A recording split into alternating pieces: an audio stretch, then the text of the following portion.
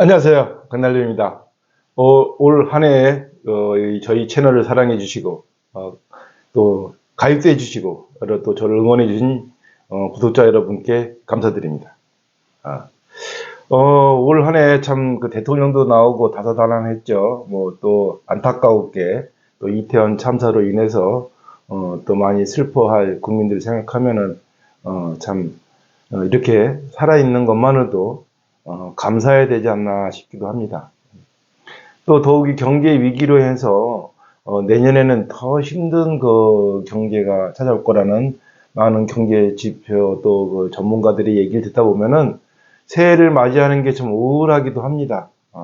하지만 모든 것이 다 아무리 그 힘들고 시련이 있어도 또 지나 보면은 또 그것이 추억이 되고 또 약이 되기도 하고 또 그거로 인해서 또 타산지석도 되기도 합니다. 고진감래라는 말이 있지 않습니까? 고통 속에 낙이 있다. 우리는 그런 희망적인 생각을 가지고 우리가 살아보면 어떨까 합니다. 제가 이렇게 과거에 저도 마찬가지로 중증 30년 전에 중증 장애자로서 지팡이 2개를 짚고 다닐 때는 진짜 앞길이 막막했습니다. 앞도 어떻게 살아야 될지도 끔찍했습니다. 남자로서 이 장애자라는 건 또 여자로서의 장애자와 또 다른 문제입니다. 왜냐하면 이 남자가 또 힘으로 사는 게 남자 하면 힘인데 하반신 마비로 인해서 남자의 구실을 제대로 못한다는 생각에 더욱더 힘들었고요. 또 설상가상으로 회사까지 이제 망해서 진짜 설상가상에 진짜 아주 힘든 나날을 보냈던 게 30년 전입니다. 인생은 끝까지 살아봐야 됩니다. 지금 힘들다고 해도 또 이 힘든 위기를 버티고 나면은 또 좋은 또 기회가 오니까 이 힘듦을 잘 버티셔서 좋은 기회가 오길 바라는데요. 제 경험 중에 하나, 제가 살아온 경험 중에 하나를 말씀드리면 그 과거에 집착하지 않는 삶을 살았으면 좋겠어요. 과거에 아무리 부자였어도 지금 가난하면 지금 가난함을 인정해야 되고 또 과거에 아무리 그 가난했어도 지금 부자라면 지금의 부자의 위치에서 살아야 된다. 저는 그렇게 생각합니다.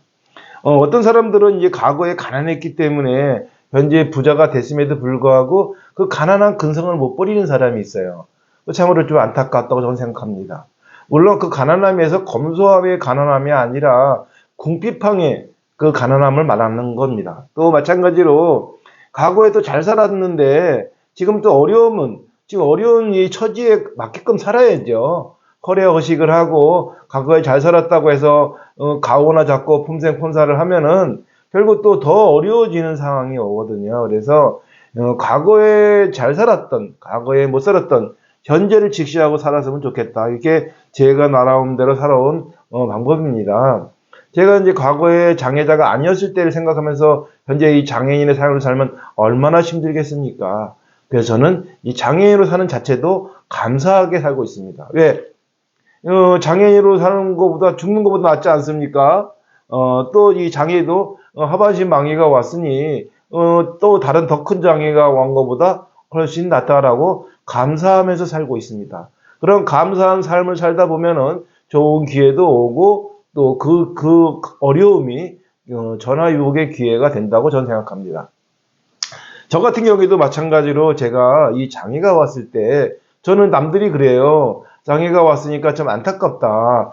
그런 몸으로 어떻게 일을 하느냐. 그런 몸으로 일하는 게 너무너무 안타깝다라고 많은 분들이 저에게 위로와 격려를 해주십니다. 그런데 사실 저는요. 제가 장애자가 된 거에 대해서 그렇게 컴플레인이 있거나 아니면 뭐 괴롭거나 그러지는 않아요. 왜? 장애자로 살면서 좀 불편하죠. 그런데 또 이 장애자로서 그렇게 걱정과 위로를 해주시는 분으로 인해서 제 사업이 잘 되는 경우도 많았거든요. 단지 제가 좀 안타까운 건 뭐냐면 이 장애자가 됐을 때 좀 괴로웠던 거는 통증이에요.